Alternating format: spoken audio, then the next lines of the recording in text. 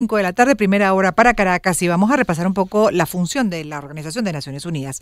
Leo parte de su historia. Dice acá este artículo que cuando la Segunda Guerra Mundial estaba a punto de terminar en 1945, las naciones estaban en ruinas y el mundo quería la paz.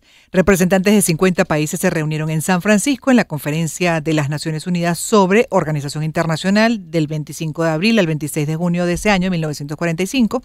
Durante los siguientes 2 meses procedieron a redactar y luego firmar la Carta de la ONU, que creó una nueva organización internacional, las Naciones Unidas, que se esperaba evitaría otra guerra mundial como la que acababan de vivir. 4 meses después de la finalización de la Conferencia de San Francisco, las Naciones Unidas empezaron a existir oficialmente el 24 de octubre de 1945. Después de que la carta fuera ratificada por China, Francia, la Unión Soviética, el Reino Unido, los Estados Unidos y la mayoría de los demás signatarios. Ahora, más de 75 años después de esa fundación, las Naciones Unidas siguen trabajando para mantener la paz y la seguridad internacional, brindar asistencia humanitaria a quienes la necesitan, proteger los derechos humanos, defender el derecho internacional. Al mismo tiempo, las Naciones Unidas están desempeñando una nueva labor que sus fundadores no habían previsto en 1945. Recuerda también este artículo de la misma organización, lo estamos leyendo de la página oficial, que la organización se ha fijado objetivos de desarrollo sostenible para 2030 con el fin de lograr un futuro mejor y más sostenible para todos nosotros. Los Estados miembros de la ONU también han acordado acciones climáticas para limitar el calentamiento global y que con numerosos logros ahora en su pasado, las Naciones Unidas miran hacia el futuro, hacia nuevos logros. La historia de las Naciones Unidas, remata este artículo, dice, aún se está escribiendo. Tenemos a Edmundo González, internacionalista, justamente para hablar en estos tiempos, siglo XXI, luego de 75 años de su creación, qué rol realmente está cumpliendo las Naciones Unidas en este mundo, en este planeta, cómo va. Bienvenido, buenas tardes. Buenas tardes, Gladys. Un gusto en estar acompañándote en tu programa de hoy. Gracias a usted por dedicarnos estos minutos para entender el papel de Naciones Unidas, cuán efectivo realmente es como organización hoy en día, de acuerdo a cómo vamos con el tema geopolítico, con los conflictos además tan preocupantes, por ejemplo, el desarrollo de la guerra en Ucrania y el desarrollo de la guerra entre Israel y Hamás. Sí, y no solamente los conflictos bélicos, que son de suyo importantes, que son, digamos, una de los objetivos fundamentales de la organización, pero también tenemos los nuevos retos de los tiempos de hoy, no solamente los temas de derechos humanos, desarrollo sostenible, sino algunos otros que no estaban en cartera en el momento de la creación de la organización.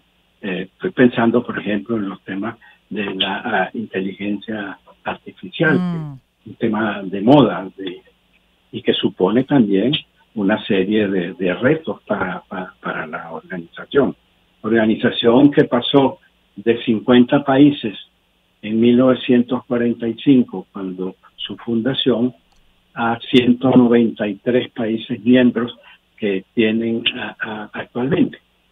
Sin embargo, por supuesto que eso conlleva también una gran responsabilidad, porque las Naciones Unidas, a la luz de las realidades de hoy, tienen que transformarse, actualizarse para atender las realidades geopolíticas del momento y mejorar la eficacia.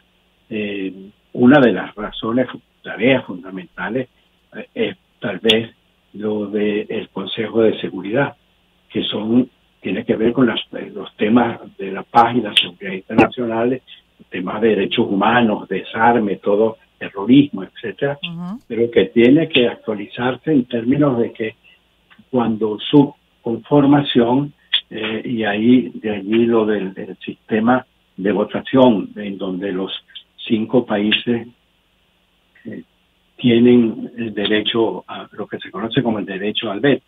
Y es una práctica que, por supuesto, hoy, a la luz de hoy en día, luce un tanto desfasada. Desfasada, y ahí le pregunto también, estamos hablando con Edmundo González, internacionalista, revisando el rol de Naciones Unidas en su aniversario número 75. Y 78, saquémosle esa cuenta, correcto. Entonces, fíjese una cosa, porque con relación a esos propósitos, por ejemplo, que fueron sumando, como proteger los derechos humanos, asistencia humanitaria, sí se siente más presente en ese tema de la asistencia humanitaria, Naciones Unidas, pero en la defensa de los derechos humanos yo creo que está en falta, ¿no? No ha servido realmente esta organización de forma efectiva en la contención de esas violaciones de derechos humanos en el mundo, incluso bueno, de países miembros. Depende de cómo lo veamos. A ver. Ciertamente que es un tema muy sensible.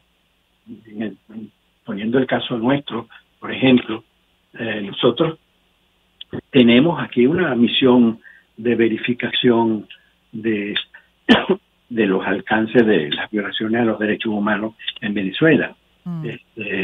Está también en este conflicto actualmente entre Israel y los palestinos, también están cumpliendo una función. Ese quizás es uno de los más delicados, pero está también todo este tema de los refugiados y la asistencia humanitaria. Y yo veía imágenes de convoyes entrando por el puerto, por el único punto fronterizo que está abierto de Egipto a la Franja de Gaza, los camiones con el emblema de las Naciones Unidas y haciendo pues lo que corresponde hacer en este caso, que es de asistencia, la labor humanitaria y de asistencia. Pero no solamente es allí, es también en el resto de los países en África, donde cumplen una labor importante en términos no solamente de educación sino también de asistencia humanitaria misma, ¿no? A estos países que están sufriendo pues todas estas carencias, ¿no? De hecho, ahí yo creo que es donde más se les siente, ¿no? O sea, por eso se lo comentaba, que yo sí siento que ahí están mucho más presentes en el planeta tratando de brindar esa asistencia humanitaria como parte de su función. Claro que sí. Y te digo una cosa, es algo que en esta conversación me vale la pena destacarla, y es el hecho de que desde su creación en el año 45, Venezuela ha jugado un papel importante como miembro activo, como miembro promotor de muchas de las iniciativas que se han hecho en el marco de las Naciones Unidas. Venezuela contó con una delegación de primer orden en la conferencia de San Francisco. El canciller de entonces, Carraciolo Parra Pérez, y acompañado de un grupo de distinguidísimos venezolanos. Y Venezuela ha tenido siempre un papel importante, pensando en figuras como Manuel Pérez Guerrero. Así es. Una persona destacada en todo lo que tiene que ver con las relaciones internacionales y en particular las relaciones entre el norte y el sur. Es decir, que desde esa fundación en 1945 con 50 países, dentro de esos 50 países estaba Venezuela ya. Por supuesto, por supuesto. Venezuela llevó a la conferencia de San Francisco un memorándum muy consistente, muy serio, un estudio muy enjudioso sobre lo que eran los temas sensibles para los latinoamericanos. Y Venezuela llevó una voz cantante ahí y fue elegida como el vocero de los países latinoamericanos en eso. Otra persona que ha estado también muy venezolano vinculado a todo lo que es el sistema de Naciones Unidas y fundamentalmente en materia de derechos humanos fue el embajador Andrés Aguilar Masli, junto con Manuel Pérez Guerrero, el doctor Sosa Rodríguez, fueron figuras destacadas en todo lo que fue la conformación de ese organismo internacional. Ahora, viendo cómo está el mundo, ¿no? Cómo gira de una manera muy diferente a la de 1945, ¿cuáles son esos mecanismos que deben ser reconsiderados? Bueno, uno de los que más se ve como más desfasado a la luz de hoy es el tema del Consejo de Seguridad. Es que todo el mundo observa, sí, ese derecho a veto de pocos. Observa. Por ejemplo, bueno, allí han fracasado 2 intentos de resoluciones sobre la crisis en el Medio Oriente, porque uno de los países se ha opuesto. Entonces, allí opera este mecanismo, de cierta forma, no sé cómo decirlo, pero de cierta forma odioso del veto, traba la aprobación de algunas resoluciones sobre temas sensibles para la comunidad internacional. Con uno que se oponga se traba. Con uno de los 5 países miembros.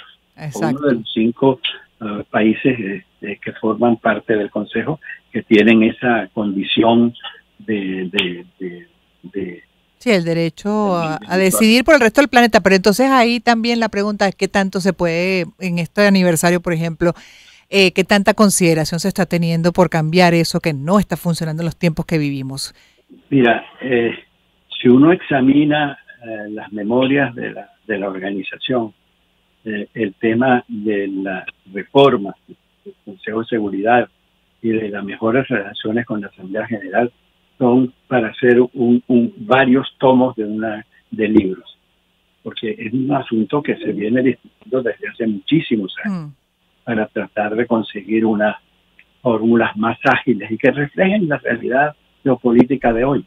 El Consejo de Seguridad y los 5 Estados miembros principales reflejaban la situación de ese momento, la situación de 5 países que habían obtenido la victoria en la Segunda Guerra Mundial.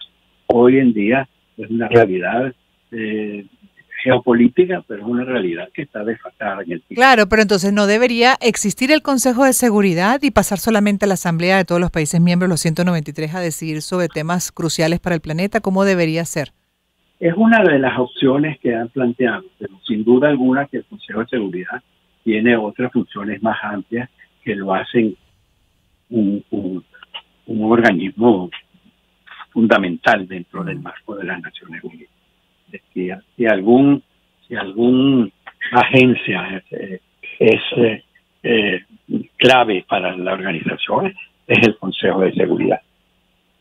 Eso sí es una realidad inevitable. Bueno, mucho por todavía corregir, ¿no? En Naciones Unidas, obviamente por adaptar a estos tiempos que no están para nada fáciles, de grandes desafíos, incluyendo el tema climático. Gracias, señor Edmundo González, internacionalista, hablando del rol que cumple Naciones Unidas en el mundo y a propósito de su aniversario número 75. Son las 3:42. Feliz tarde para nuestro invitado. A ustedes quédense, todavía hay programa hasta las 5 de la tarde. La primera hora todavía tiene por desarrollar otro tema interesante que además tiene que ver con, hablando de clima, etcétera, justamente con una propuesta ecológica. Pero para conocer con detalle qué es Ecosystem Days, tendremos a Esteban Torbar, presidente del grupo MASO, Rainforest Capital y EPOSAC en breve.